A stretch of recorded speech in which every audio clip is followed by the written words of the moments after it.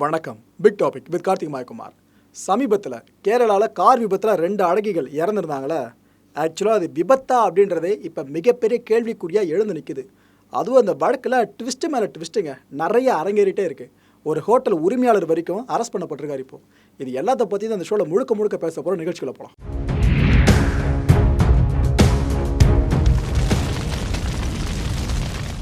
கேரளாவோட பிரபல மாடல்ஸ் 2 பேர். இவங்களை பற்றி நாம் இதுக்கு முன்னாடி 2 வீடியோஸை போஸ்ட் பண்ணியிருக்கோம். இவங்க 2 பேரும் விபத்தில் சிக்கி இறந்துருந்து அது சம்மந்தமான 2 வீடியோக்கள். நாம் இதுக்கப்புறம் இந்த கண்டென்ட்டை தொட மாட்டோம்னு நினச்சோம். ஆனால் வழக்கு வேறு எங்கெங்கே நூல் பிடிச்சி போய்கிட்டே இருக்குங்க. நீங்கள் படத்தில் கூட பார்க்காத, இது வரைக்கும் பார்த்துருக்காத பல ட்விஸ்ட்டை இந்த ஒரு வழக்கு தாங்கிட்டு இருக்கு. அந்த ட்விஸ்ட்டில் என்னென்னதை பற்றி சொல்கிறதுக்கு முன்னாடி இன்ட்ரோ முதல்ல கொடுத்துட்றேன். அப்போ தான் இந்த கண்டென்ட்டை முறையாக பார்க்குறவங்களுக்கு கொஞ்சம் ஹெல்ப்ஃபுல்லாக இருக்கும். ஓகே, ஸ்க்ரீனில் தெரியுறாங்களா 2 பேர். இதில் ஒருத்தவங்க ஆன்சி, இன்னொருத்தவங்க அஞ்சனா. ஆன்சின்றவங்க 2019 நடந்த மிஸ் கேரளா அப்படின்ற ஈவெண்ட்டில் பட்டம் வென்றவங்க. அதாவது கேரளாவில் இவங்க தான்ப்பா அழகு அப்படின்ற பட்டம் தாங்க அது. அதை இவங்க தான் வின் பண்ணியிருந்தாங்க. அதே ஈவெண்ட்டில் ரன்னர் அப், அதாவது 2ஆம் இடம் பிடிச்சவங்க பார்த்தீங்கன்னா அஞ்சனா திருச்சூர் பகுதியை சேர்ந்த ஒரு ஆயுர்வேத மருத்துவர். இவங்க 2 பேரும் தான் கேரளா சினிமா இண்டஸ்ட்ரியில் இதுக்கப்புறம் அதிகமாக கோலோச்ச போகிறாங்க அப்படின்னு எல்லாருமே எதிர்பார்த்துட்டு இருந்தாங்க. ஆனால் அது நடக்கலை. 2 பேரும் உயிரோடு இப்போ இல்லை. என்னாச்சு அப்படின்னு பார்த்தீங்கன்னா, கடந்த 1ஆம் தேதி இந்த 2 அழகிகளும் அவங்க கூட 2 ஆண் நண்பர்கள், ஒருத்தர் முகமது, இன்னொருத்தர் அப்துல் ரஹ்மான், இப்படி ஒட்டுமொத்தமாக 4 பேர் ஒரு காரில் ஏறி இந்த கேரளா எர்ணாகுளம் பைபாஸ் இருக்குல்லங்க, அந்த சாலையில் போய்கிட்டு இருக்காங்க. கரெக்டாக அதிகாலை 1 மணி அளவில் அந்த கார் விபத்துக்குள்ளாகுது. அப்போ முதற்கட்ட தகவல் என்ன வெளியே வந்துச்சுன்னு பார்த்தீங்கன்னா, இது போல் அந்த காருக்கு முன்னாடி ஒரு 2 வீலர் போயிட்டு இருந்துச்சு. அது மேலே மோதிடக்கூடாதுன்றதுனால அந்த கார் அவங்க ரைட்டில் வளைச்சிருக்காங்க அந்த ஸ்டேரிங்கை. அந்த நேரத்தில் ஓட்டுநரோட கட்டுப்பாட்டை இழந்த அந்த கார் தலை குப்புற கவிழ்ந்து விழுந்து விபத்துக்குள்ளாச்சு அப்படின்ற முதற்கட்ட தகவல் தெரிய வந்துச்சு. ஆனால் இந்த தகவலே உண்மையான்னு தெரியல. இப்போ அந்த ட்விஸ்ட் தான் அரங்கேறிட்டு இருக்கு. போக போக சொல்கிறேன், கொஞ்சம் வெயிட் பண்ணுங்கள். இந்த ஸ்பாட்டில் பார்த்தீங்கன்னா விபத்துக்குள்ளான அந்த 4 பேரில் 2 பேர் உயிரிழக்கிறாங்க. அந்த 2 கேரள அழகிகள் சொன்னால அந்த 2 பெண்களும் உயிரிழக்கிறாங்க. இந்த மீதம் இருந்த 2 ஆண் நண்பர்கள் இருக்காங்க பாருங்க, அவங்க 2 பேரையும் ஹாஸ்பிட்டலைஸ் பண்ணுறாங்க. ஹாஸ்பிட்டலைஸ் பண்ணப்பட்ட இந்த 2 பேரில் முகமது ஆசிக் அப்படின்றவர் கடந்த 7ஆம் தேதி உயிரிழக்கிறார். அவருக்கு சிகிச்சை பலன் கிடைக்கல. இவரை தொடர்ந்து அப்துல் ரஹ்மானும் கொஞ்சம் கிரிட்டிக்கலான ஸ்டேஜுக்கு போனவர் எப்படியோ மீண்டு வந்துட்டாருங்க. இவருக்கு சிகிச்சை பலன் அளிச்சிருச்சு. சரின்ட்டு போலீஸார் இவர்கிட்ட இன்வெஸ்டிகேட் பண்ணியிருக்காங்க. அப்போ தான் ஒரு விஷயம் வெளியே வந்திருக்கு. முதற்கட்ட தகவலாக தான் அதுவும் வெளியே வந்துச்சு. இது போல் அதிவேகமாக ஓட்டியிருக்காரு, குடிச்சிட்டு கூட மேபி வண்டி ஓட்டியிருக்கலாம் அப்படின்ற நிலைப்பாடு போலீஸார் வராங்க. அவ்வளோதான், 2 உயிர் போனதுக்கு இந்த ஓட்டுநர் காரணமாக அமைஞ்சிருக்கார்ல அந்த அப்துல் ரஹ்மான், அவரை போலீஸார் அரெஸ்ட் பண்ணுறாங்க. அண்ட் இதை தொடர்ந்து வீட்டை சோதனை பண்ணுற படலத்தையும் போலீஸார் கையில் எடுக்கிறாங்க. அதுக்கப்புறம் விசாரணையை மேற்கொள்ளும் போது தான் நிறைய விஷயங்கள் ஒன்று ஒன்றா வெளியே வர ஆரம்பிச்சது. கடந்த அக்டோபர் மாதம் 31ஆம் தேதி நைட்டு, அதுவும் மிட் நைட்டுக்கு முன்னாடி வச்சுக்கோங்களேன், அந்த நேரத்தில் கொச்சியில் இருக்க ரொம்ப பிரபலமான ஒரு ஹோட்டலில் டிஜே பார்ட்டிக்கு ஒன்று ஏற்பாடு பண்ணப்பட்டிருக்கு. அந்த டிஜே பார்ட்டியில் இந்த காரில் போனாங்க பாருங்கள், விபத்துக்குள்ளான அந்த காரில் 2 இளம் பெண்களும் 2 ஆண்களும், இந்த 4 பேரும் அந்த பார்ட்டியை அட்டன் பண்ணியிருக்காங்க. இந்த விஷயத்தை சிசிடிவி ஃபுட்டேஜ் மூலமாக போலீஸார் கன்ஃபார்ம் பண்ணுறாங்க. அதுக்கப்புறம் என்ன ஆகுதுன்னு பார்த்தீங்கன்னா, ஒரு மிஸ்டீரியஸான விஷயம் அங்கே அரங்கேறுது. சிசிடிவி ஃபுட்டேஜ்னால் எல்லாமே தானே ரெக்கார்டாக இருக்கணும். ஆனால் இவங்க அந்த டிஜே பார்ட்டி ஹாலுக்கு போன ஷாட் இருக்குது.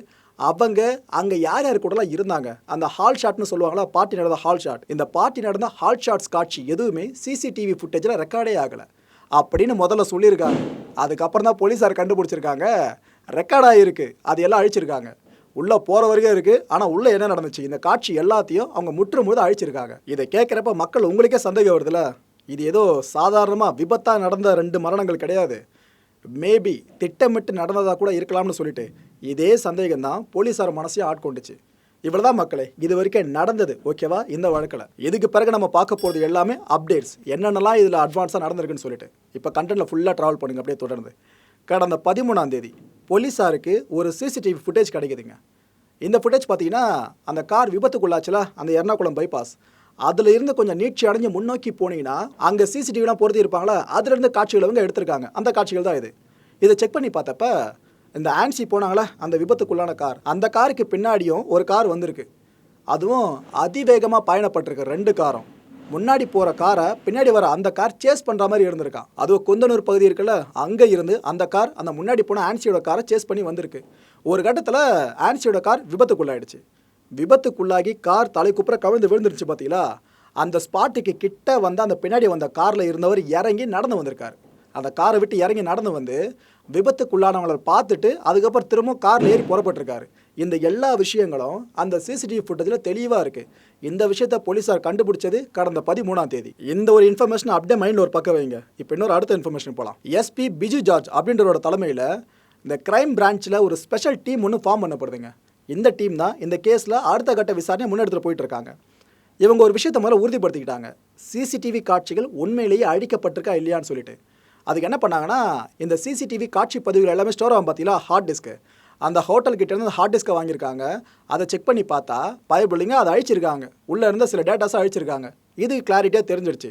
ஸோ சிசிடிவியில் வந்த குறிப்பிடத்தகுந்த காட்சிகளை ஹோட்டலில் இருக்க யாரோ ஒரு சில அழிச்சிருக்கான்ற விஷயம் உறுதியாயிடுச்சா.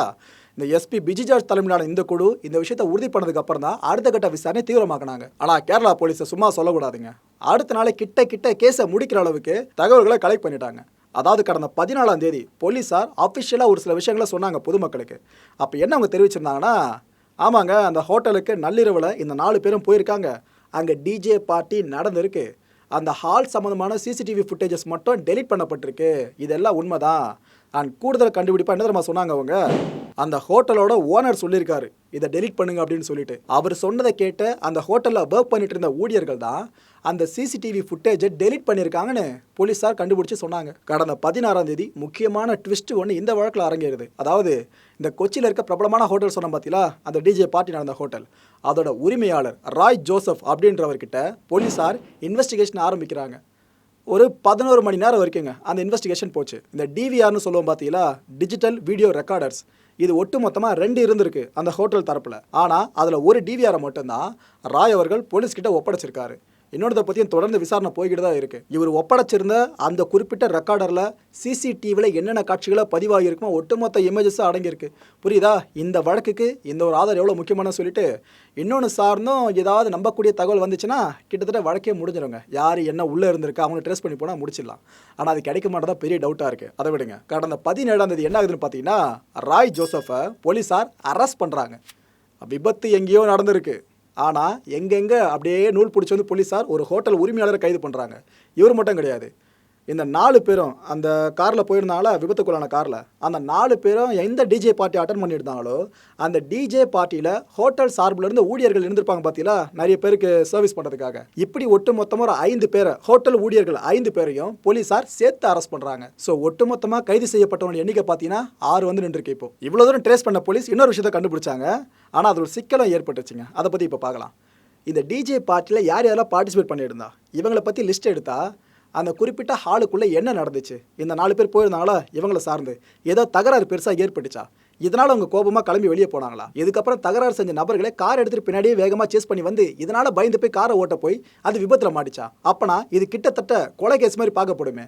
அப்படின்னா உள்ளே இருந்த நபர்களை பிடிச்சா நாம் இந்த கேஸை முடிச்சிடலாம் அப்படின்ட்டு போலீஸார் என்ன பண்ணுறாங்க, அந்த டிஜே பார்ட்டியில் பார்ட்டிசிபேட் பண்ண எல்லாரோட லிஸ்ட்டே எடுத்து பார்க்குறாங்க.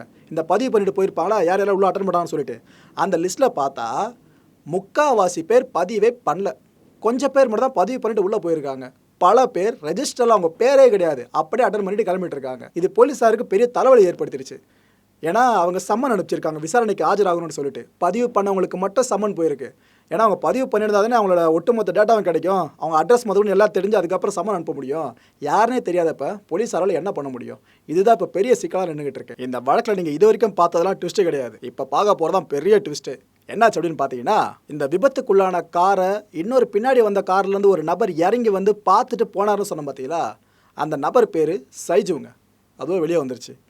அந்த நபர் அங்கேருந்து ஃபோன் வேறு பண்ணியிருக்காராம். இந்த ஃபோன் கால் மேபி அந்த ஹோட்டலோட ஓனருக்கு போயிருக்கலாம். கனெக்ட் கிடைக்குதா? இவர் இறங்கி வந்து பார்த்தவர் திரும்ப அதே காரில் ஏறி கிளம்பிட்டு இருக்காரு. கிளம்புனவர் கடந்த 18ஆம் தேதி நீதிமன்றத்தை நாடி இருக்காரு.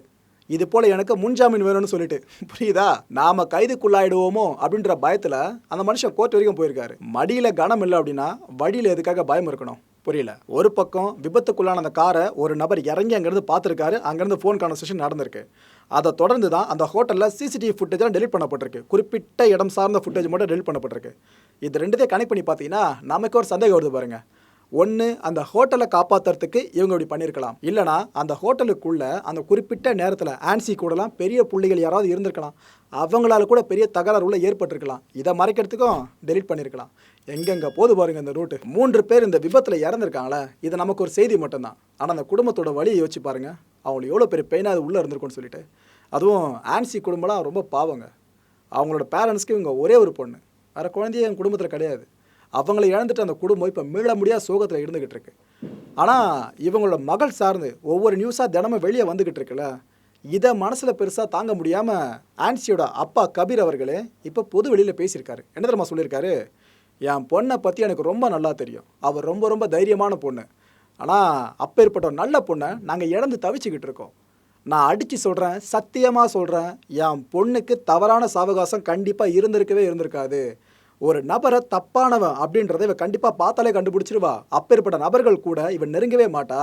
ஸோ நான் திரும்ப திரும்ப அடித்து சொல்கிறேன், அவளுக்கு தவறான சேர்க்கை இருக்க வாய்ப்பே இல்லைன்னு அவர் சொல்லியிருக்காருங்க. மக்களே, இந்த கண்டென்ட்டை பொறுத்த வரைக்கும் நீங்கள் சிந்திக்க வேண்டிய முக்கியமான சில விஷயங்கள் என்னென்ன அதை பற்றி பார்க்கலாம். இதில் மொதல் விஷயம், இது ஒரு திட்டமிட்ட கொலையாக இருக்கலாமோ அப்படின்ற ஐயப்பாடு கேரள மக்கள் மத்தியிலேயே பெருசாக எழுந்து நிற்குது. ஆக்சுவலாக இது ஒரு சிமிலாரிட்டியும் கிடைக்குதுங்க. உலக புகழ்பெற்ற ஒரு வழக்கு சார்ந்தோம்.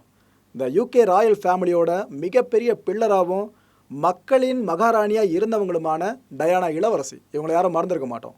இவங்க இறந்ததும் இதே மாதிரி ஒரு மர்மமான விபத்தில் சிக்கி தான். இதே மாதிரி இந்த அழுகிகளோட விபத்தும் ஏன் நடந்துடக்கூடாது அப்படின்ற கண்ணோட்டம் இப்போ வெகுவாக எழுந்து நிற்குது. ரெண்டாவது சிந்திக்க வேண்டிய விஷயம், இந்த பார்ட்டி நடக்கிறப்ப உள்ள தகராறு எதனா நடந்திருக்கலாம்னு சொன்னோம் பார்த்தீங்களா, அதனால் கோபம் ஏற்பட்டு ரொம்ப மன அதிருப்தியில் கார் எடுத்துகிட்டு ஸ்பீடாக இந்த ஆன்சி தரப்புல போயிருக்கலாம்னு சொன்னோம் பார்த்தீங்களா, இதுக்கும் இப்போ வலு சேர ஆரம்பிச்சிருங்க. இந்த ஒரு கூட்டு இருக்கும், இதெல்லாம் நிரூபிக்கப்படலை, ஓகேவா, கூட்டுறா மட்டும் தான் இருக்குது. ஆனால் போலீஸார் இந்த விசாரணை கோணத்தை எப்படி அணுக போகிறாங்கன்றதான் மிகப்பெரிய கேள்வியாக இருக்குது. அதை நம்ம பொறுத்திருந்தான் பார்க்கணும். ஆக்சுவலாக இந்த கேஸில் போலீஸாருக்கு இந்த ஒரு செயினை பிரேக் பண்ணுறதா மிகப்பெரிய சவாலாக இருக்க போகுது. இதை மட்டும் அவங்க கரெக்டாக பிரேக் பண்ணிட்டாங்க அப்படின்னா கேஸை முடிச்சிருவாங்க. மூணாவது சிந்திக்க வேண்டிய விஷயம், இல்லை எதிர்பார்ப்புக்குரிய விஷயம்னே வச்சுக்கலாம், அந்த பார்ட்டி ஹால்குள்ளே அப்படி யார் தான் இருந்தா, சிசிடிவி ஃபுட்டேஜை டெலிட் பண்ணுற போயிருக்காங்க அப்படின்னா அவ்வளோ முக்கியமான ஆட்கள் உள்ளே இருந்திருக்காங்களா? இவங்க தான் இந்த விபத்தில் 3 பேர் இறந்ததுக்கு காரணமாக இருந்திருக்காங்க அப்படின்னா இவங்க பேரில் என்னென்னலாம் வெளியே வரப்போகுது? இன்கேஸ் கேரளா நம்மளுக்கு நிறைய பேரை பரிட்சயமாக தெரியும், அந்த சினிமா உலகம் சார்ந்தலாம். அப்பேற்பட்ட நபர்களோட பெயரோ இல்லை பெரிய அரசியல்வாதிகளோட வாரிசுகள் பேரோ வெளியே வந்துச்சுன்னா பெரிய நியூஸாக மாறிடுங்க. இது ரொம்ப பெரிய நியூஸாக மாறிடும். ஸோ வெயிட் பண்ணி பார்க்கலாம், இது போல் யாராவது நபர்கள் சிக்கிறாங்களான்னு சொல்லிட்டு.